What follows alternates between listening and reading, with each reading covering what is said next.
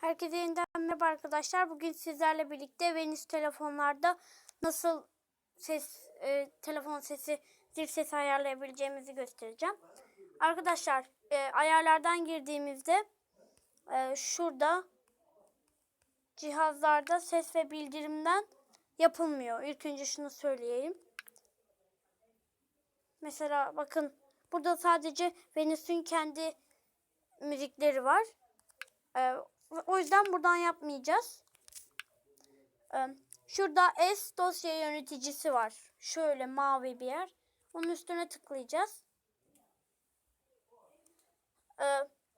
İlk önce ben önceden denemiştim bunu.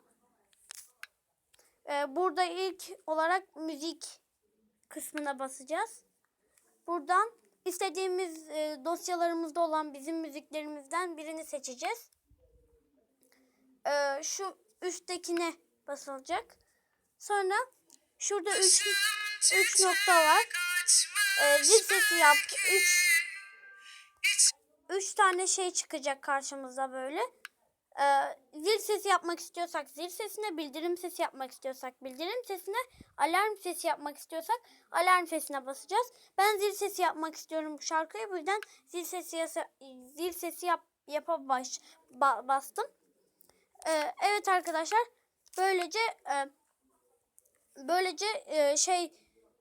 telefonumuzun zil sesini ayarlamış olduk. Benim videom bu kadardı. Beni izlediğiniz için teşekkür ederim.